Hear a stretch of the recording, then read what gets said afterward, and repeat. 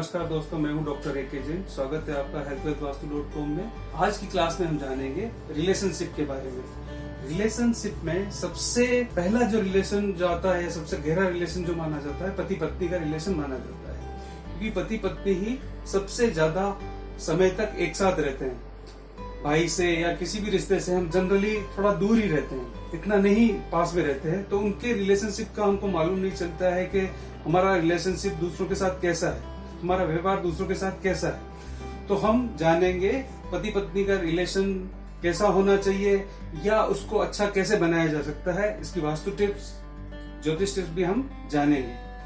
First तो ये जाने, ज्यादातर ये शिकायत आती है कि पत्नी कहती है ये मेरी सुनते नहीं है, और पति कहता है ये देख कर नहीं चलती है या समझ कर नहीं चलती है। देख कर नहीं चलती यानी समझ कर नहीं चलती है।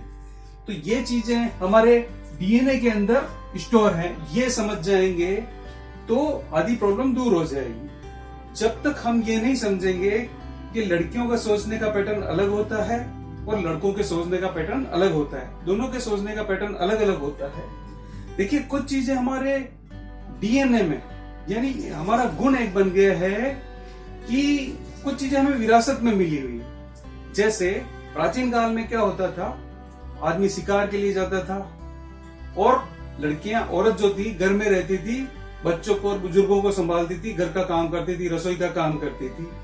तो जब आदमी शिकार पर जाता था तो उसे क्या होना था, शिकार करते समय उसे ज्यादा फोकस होना पड़ता था काम के लिए। एक ही जगह फोकस, सारी आवाजों को छोड़कर शिकार के लिए ध्यान केंद्रित करना पड़ता था। ध्यान पूरा एक जगह केंद्रित करना पड़ता था, यानी सारी आवाजों को छोड़ना पड़ता था। तो वह आदमी जो है वो खाली देखता है, सुनता कम है।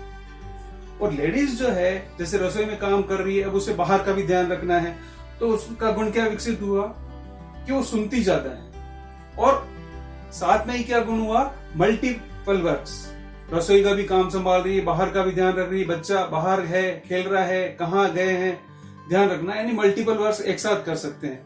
बुजुर्गों का भी ध्यान रखना है, रसोई का काम संभालना है, बच्चों का काम संभालना है, एक साथ मल्टीवर्क कर सकते हैं। लेकिन आदमी में ये गुण नहीं है, ये हमारे डीएनए में है। ये जितना जल्दी हम समझ जाएंगे उतना ही अच्छा रहेगा। तो इसके लिए हमें क्या करना है, हमें ये गुण विकसित करना है कि हम लेडीज को सुने, यानी आदमी थोड़ा लेडीज की सुनने लग जाए और लेडीज थोड़ा सा ये गुण विकसित करे कि वो देखने लग जाए, यानी समझ से काम ले। जब ऐसा होने लगेगा तो रिलेशनशिप सुधरने लगेगा। एक और बेहतर टिप बताते हैं, एक और बेस्ट टिप है। देखिए, कुछ भावनाएं हमारे डीएनए में मिली हुई है, कुछ चीजें हमको डीएनए में, हमारा गुण है, कुछ विकसित गुण है। लड़का लड़की के प्रति, लड़की लड़के के प्रति आकर्षित होती है, आकर्षण का गुण प्रकृति ने हमको दिया है। एक और चीज है, लड़का जो है मंगल ग्रह का प्रतिनिधित्व करता है और लेडीज जो है शुक्र का, यानी वीनस का प्रतिनिधित्व करती है, यानी उनमें गुण वही विकसित है।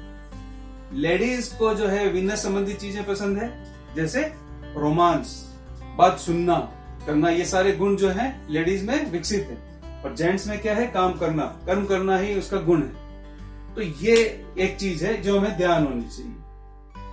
तो इस गुण को ध्यान में रखते हुए हमें काम करना है, तो ज्यादा अच्छा रहेगा, हमारी रिलेशनशिप बढ़ेगी। रिलेशन कब अच्छे होते हैं, जब हम एक दूसरे को समझते हैं, जब हम एक दूसरे की जरूरतों को पूरा करते रहते हैं, तब तक वो रिलेशन बनता है। जैसे ही जरूरतें एक दूसरे को पूरी नहीं होंगी तो रिलेशन टूटेंगे।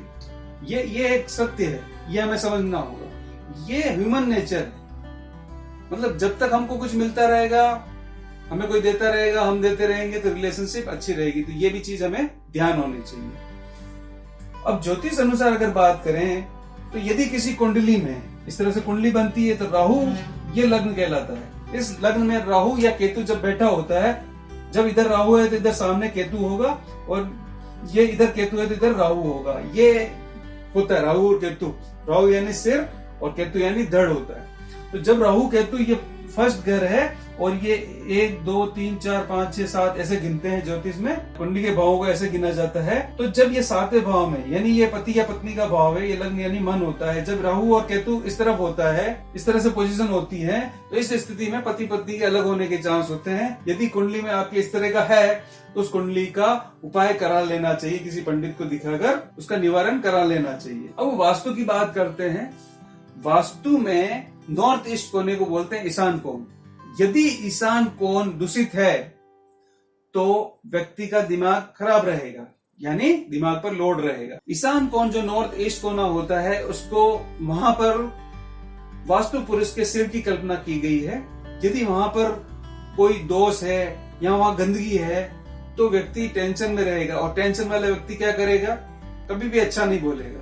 उससे क्या होगा, रिलेशनशिप बिगड़ेगी बिगड़ेगी।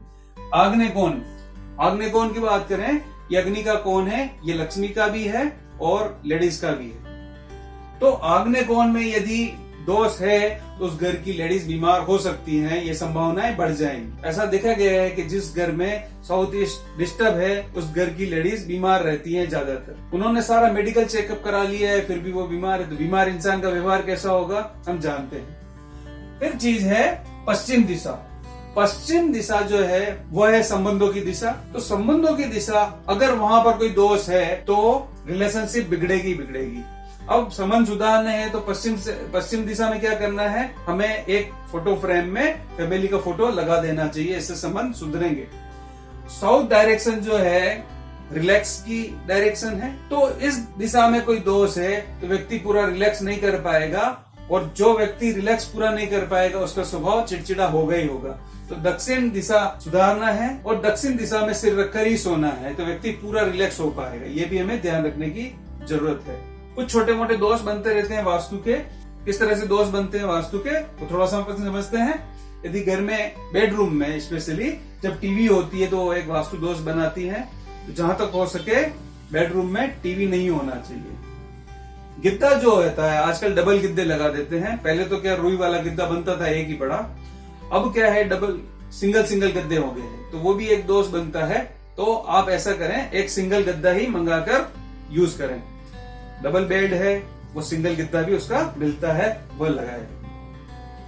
पलंग जो है लकड़ी का बेहतर रहता है, धातु के पलंग नहीं होने चाहिए, स्पेशली लोहे के और इसके मेटल के बना देते हैं, वो वास्तु दोष माना जाता है। यदि आपके घर में ऐसा पलंग है लोहे का है तो आप जो है लकड़ी के जो पाए हैं उसमें लकड़ी का गुटका लगा दें, नीचे लकड़ी का कवर कर दें उसको, या रबड़ लगा दें, ये ठीक रहेगा। और जहां तक हो सके लकड़ी का ही पलंग बनवाएं आप। दूसरी चीज है, पलंग बॉक्स वाला कभी भी नहीं होना चाहिए। बॉक्स वाला होता है उसमें कबाड़ भरा होता है, वो हमें तनाव देता है, तो तनाव वाली चीज से फिर तनाव ही उत्पन्न होगा, रिलेशन बिगड़ेंगे।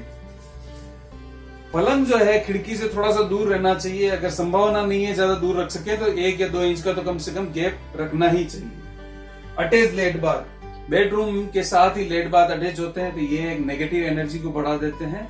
यदि ऐसा है अब उसको तोड़ा नहीं जा सकता है तो उसके लिए वास्तु यंत्र लगवा देना चाहिए। लव बर्ड्स, नॉर्थ और नॉर्थ वेस्ट यानी वायव्य और उत्तर के बीच में हमें लव बर्ड्स का जोड़ा मिलता है, उसको जरूर से रखना चाहिए। बेडरूम में हमेशा हल्के रंगों का उपयोग करना चाहिए, डार्क लाल, ब्राउन, ऐसे डार्क गहरे रंग नहीं देने हैं, ये हमारी मनोस्थिति को बिगाड़ते हैं, हमें तनाव पैदा करते हैं।